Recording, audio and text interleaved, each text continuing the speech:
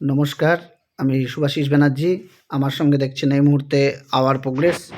আজকে আমরা যে বিষয়টি উত্থাপন করব সেটি হলো জমির এলআর রেকর্ড এবং এলআর ডিজিটাল রেকর্ড, এই দুটোর মধ্যে তফাৎ কী বা পার্থক্য কী। অনেকেই আমরা এলআর রেকর্ড আর এলআর ডিজিটালটাকে একই মনে করি। তো আজকের এই প্রতিবেদনে আমরা এটি নিয়ে আলোচনা করব। জমির এলআর রেকর্ড। এলআর রেকর্ড মানে আমরা যদি বলি তাহলে সেটা হলো ভূমি সংস্কার, যেটা ল্যান্ড রিফর্মস হয়েছে এবং লেটেস্ট ল্যান্ড রিফর্মস, সেটাই কিন্তু এলআর, সংক্ষেপে এলআর নামে পরিচিত। আর যদি এর পূর্ণরূপ বলি তাহলে ল্যান্ড রিফর্মস সংক্রান্ত যে রেকর্ড, যা স্বাধীনতা পরবর্তী ভূমি সংস্কার বা ভূমি পুনর্বন্টন বর্তমান মালিকানা বোঝায়।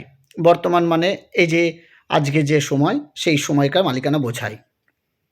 আর এলআর ডিজিটাল রেকর্ড যে বিষয়টি, সেই বিষয়টি যদি আমরা বলি তাহলে এলআর রেকর্ডগুলোরই আধুনিক ডিজিটালাইজড বা অনলাইন সংস্করণ, যা বাংলার ভূমি পোর্টালে সহজেই দেখা যায়, ডাউনলোড করাও যায়।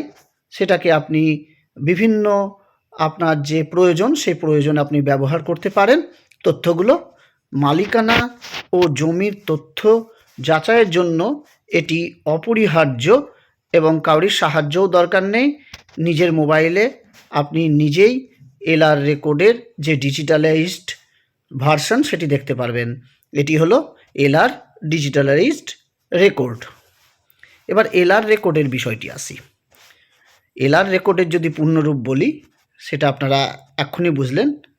এল for land, R for reforms, ভূমি সংস্কার। উদ্দেশ্য কি?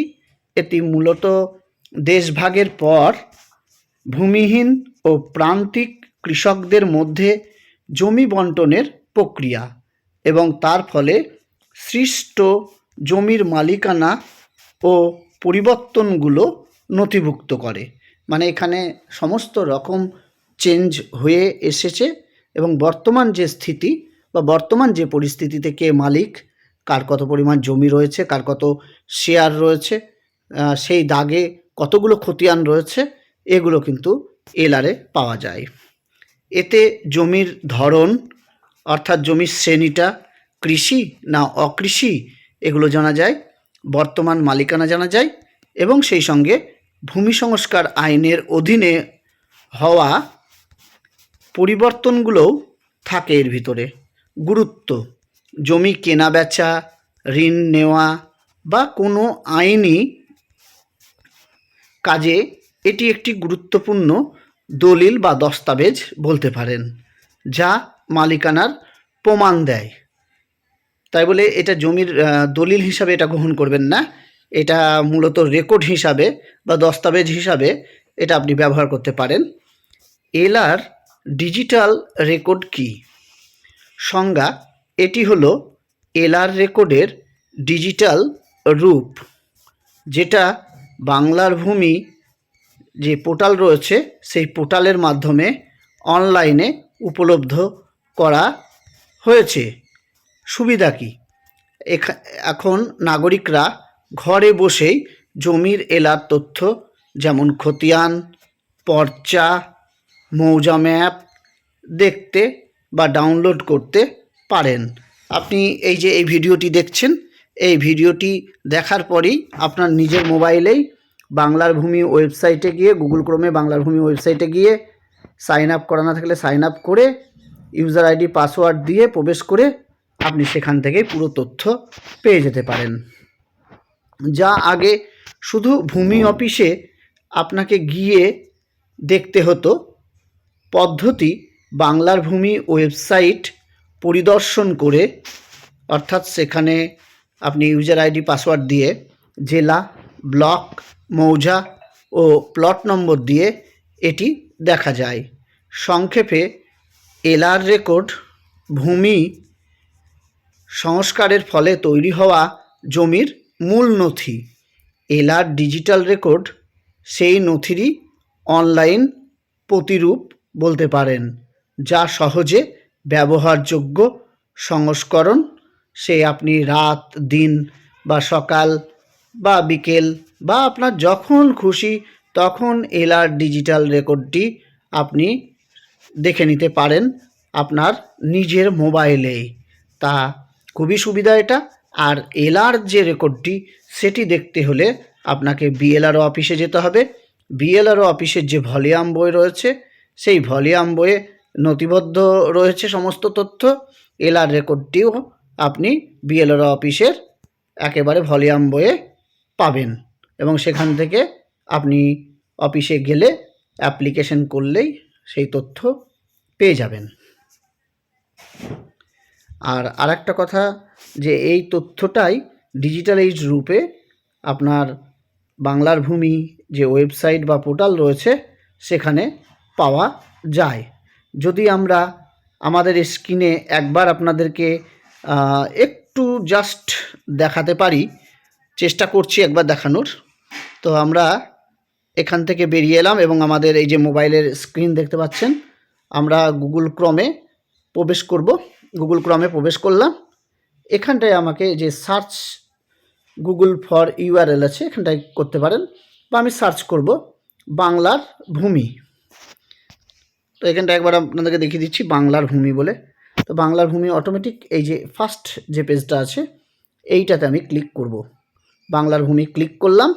এটা এলআর ডিজিটাল রেকর্ড আপনারা এখান থেকে পাবেন। দেখুন এইটা অনেক সময় কি হয়, ডাউন থাকে। ডাউন থাকলে তখন কিন্তু আপনাদের মুশকিল হয়ে যাবে, একটু আপনাকে ওয়েট করতে হবে। আমরা বাংলার ভূমির যে পপ আপ বা নতুন পেজ এটা কিন্তু বেরিয়ে গেছে। এবার এখানে এসে যাদের সাইন আপ নেই সাইন আপ করতে হবে, আর যাদের অলরেডি সাইন আপ করা রয়েছে এখানে সাইন ইন করবে। তো সাইন আপের জায়গায় আমরা একবার ক্লিক করব। তো ক্লিক করলাম সাইন আপের জায়গায়, দেখতে পাচ্ছেন আবার একটা নতুন পেজ ওপেন হবে। সাইন আপ করা হয়েছে, একটা পেজ ওপেন হলো। এখানে রেজিস্ট্রেশন যে ফর্মটি রয়েছে, আপনার ফার্স্ট নেম অর্থাৎ লাল স্টার মার্ক যেগুলো রয়েছে সেগুলো অন্তত ফিল আপ করতে হবে আপনাকে। First name, last name, guardian names, address, user type citizen দেবেন। আপনার বাড়ি মিউনিসিপ্যালিটি হলে মিউনিসিপ্যালিটি দেবেন। যেগুলো এক কথায় লাল স্টার মার্ক রয়েছে সেগুলোই দেবেন। তারপরে ক্যাপচা এখানটায় আপনাকে দিতে হবে, ক্যাপচাটা এই যে ক্যাপচা এটা এখানে, তারপরে সাবমিট করলেই আপনাকে আপনার রেজিস্ট্রেশন বা ইউজার আইডি দিয়ে দেবে। অনেকে আপনারা বলেন যে এখানে কি ইমেল বাধ্যতামূলক? না, এখানে ইমেল বাধ্যতামূলক নয়। দেখতে পাচ্ছেন লাল স্টার নেই। আপনি আপনার মোবাইল নম্বর যেটা আধার কার্ডের সঙ্গে লিঙ্ক আছে সেই মোবাইল নম্বর দিলেই এখানে একটা ওটিপি প্রবেশ করবে, সেটা দিলেই আপনি কিন্তু রেজিস্ট্রেশন করিয়ে নিতে পারবেন। এবার রেজিস্ট্রেশন হয়ে যাওয়ার পর, এবার যেহেতু আমাদের রেজিস্ট্রেশন অলরেডি রয়েছে তাই এই পেজটা থেকে আমরা বেরিয়ে এলাম। দিয়ে এই যে সাইন ইন রয়েছে সাইন ইনে আপনাকে ক্লিক করতে হবে। তো সাইন ইনে আমি ক্লিক করলাম, আর একটা পেজ ওপেন হবে। এইবার পেজটা ওপেন হচ্ছে আপনারা দেখতে পাচ্ছেন। তো অনেক সময় কি হয়, সার্ভার একটু ডাউন থাকে।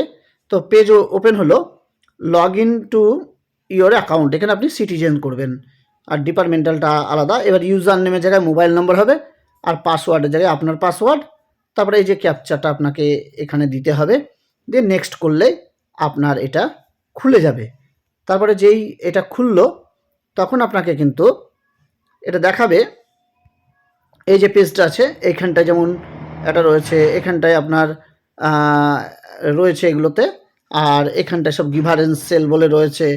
এখান থেকে আপনি সমস্ত তথ্য কিন্তু এখান থেকে দেখতে পাবেন। যেমন এখানে অনলাইন অ্যাপ্লিকেশন রয়েছে, সার্ভিস ডেলিভারি রয়েছে, অনলাইন সার্ভিস রয়েছে। অনলাইন অ্যাপ্লিকেশনের ভিতরে মিউটেশন, কনভার্সন, ওয়ারিশন, ল্যান্ড রেভিনিউ, খাজনা, মোবাইল নম্বর আপডেট এগেনস্ট খতিয়ান, ফিজ পেমেন্ট, এগুলো সমস্ত কিছু আপনি দেখতে পাবেন। এই তথ্যগুলো কিন্তু আপনার এলআর ডিজিটাল বলতে পারেন। আর যদি আপনার জমি জায়গার তথ্য দেখতে চান তাহলে কিন্তু এখান থেকে আপনি সেটা দেখতে পাবেন। আপনি এখান থেকে নো ইয়োর প্রপার্টির এখান থেকে দেখতে পাবেন। সেই জন্য কিন্তু আপনাকে অন্তত সাইন ইন করতে হবে। এই যে ঘরের মতন যে চিহ্নটা রয়েছে এটা নো ইয়োর প্রপার্টি। যাই হোক, আপনারা এগুলো দেখে নেবেন। ধন্যবাদ। আর এই যে পোর্টালে যে তথ্যগুলো রয়েছে এইগুলোই হলো এলআর ডিজিটাল।